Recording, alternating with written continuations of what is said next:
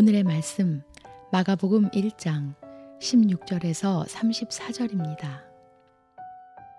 예수께서 갈릴리 바닷가를 지나가시다가 시몬과 그의 동생 안드레가 바다에서 그물을 던지고 있는 것을 보셨다. 그들은 어부였다. 예수께서 그들에게 말씀하셨다. 나를 따라오너라. 내가 너희를 사람을 낚는 어부가 되게 하겠다.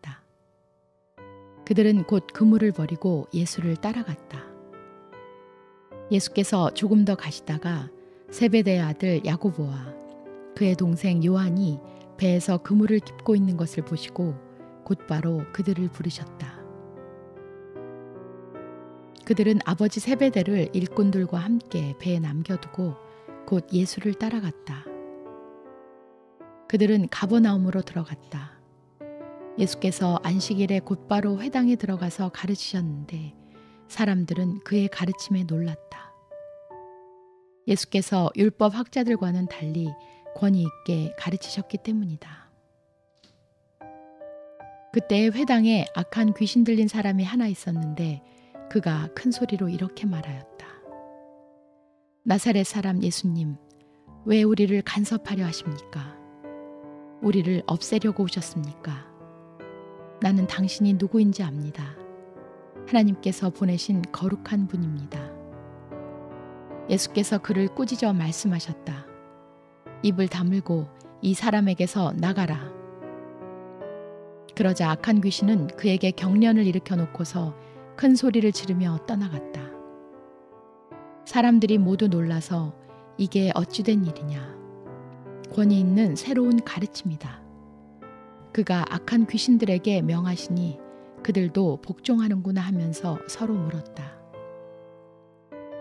그리하여 예수의 소문이 곧 갈릴리 주위의 온 지역에 두루 퍼졌다. 그들은 회당에서 나와서 곧바로 야고보와 요한과 함께 시몬과 안드레의 집으로 갔다. 마침 시몬의 장모가 열병으로 누워 있었는데 사람들은 그 사정을 예수께 말씀드렸다. 예수께서 그 여자에게 다가가셔서 그 손을 잡아 일으키시니 열병이 떠나고 그 여자는 그들의 시중을 들었다.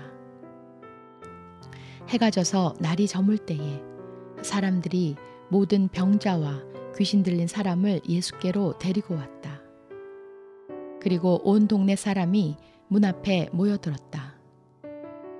그는 온갖 병에 걸린 사람들을 고쳐주시고 많은 귀신을 내쫓으셨다. 예수께서는 귀신들이 말하는 것을 허락하지 않으셨다. 그들이 예수가 누구인지를 알았기 때문이다.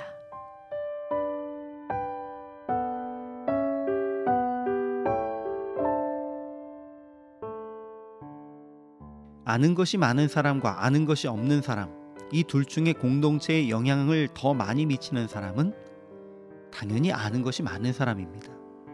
그런데 그들이 공동체에 끼치는 영향력은 선한 영향력만 있는 것이 아닙니다. 사실은 아는 것이 많으면 그만큼 악한 영향력도 많이 끼치게 됩니다. 여러분 주위를 둘러보십시오. 말이 많은 사람은 정확한 정보이든 부정확한 정보이든 아는 것도 생각하는 것도 많은 이들입니다. 그리고 그런 분들은 여기저기 모임에 기웃기웃하면서 하고 싶은 말을 쏟아 놓아야 시원하고 자기의 존재의 의미를 찾을 수 있는 분들입니다.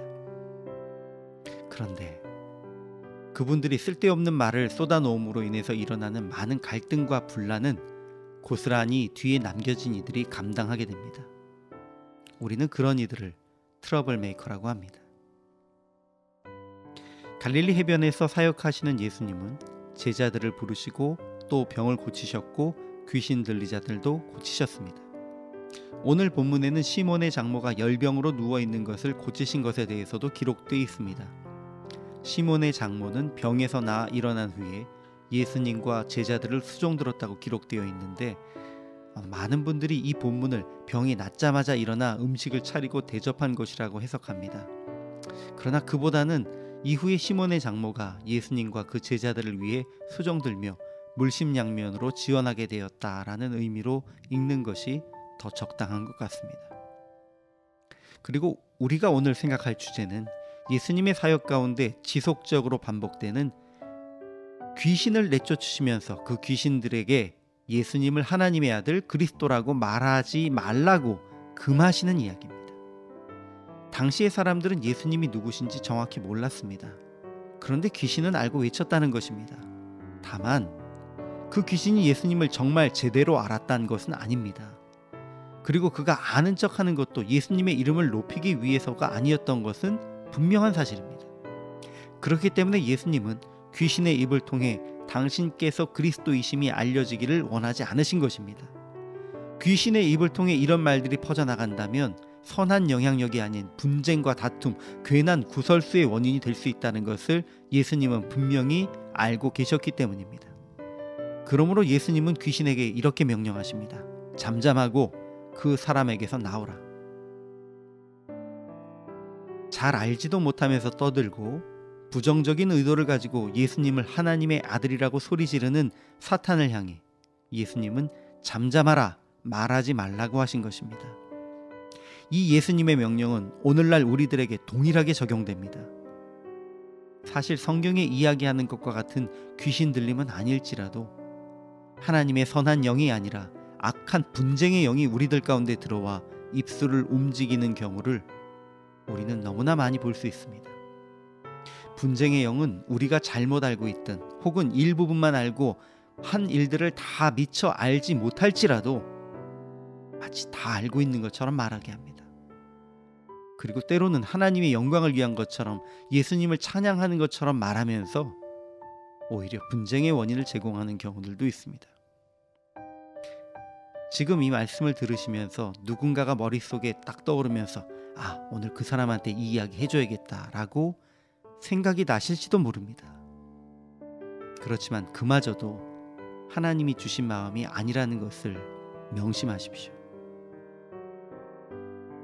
오늘 예수님이 잠잠하고 그 사람에게서 나오라고 말씀하신 대상은 예수님 당시에 귀신 들린 이들 가운데 있었던 귀신을 향해서 말씀하신 것입니다. 그러니 오늘 제가 부탁드리는 것도 여러분 자신을 향해서, 여러분 자신 안에 있는 분쟁을 조장하는 악한 영을 향해서 말씀하시라는 겁니다. 그러니 당신 안에 있는 그 악한 영을 향해 잠잠하고 내게서 나가라 라고 명령하십시오. 그리고 오늘 잠잠히 침묵하십시오. 아는 것이 있더라도 다른 이에 대해서 말하거나 험담하지 마십시오. 악한 영에 휘둘리지 마시고 하나님의 뜻을 이루어 가십시오.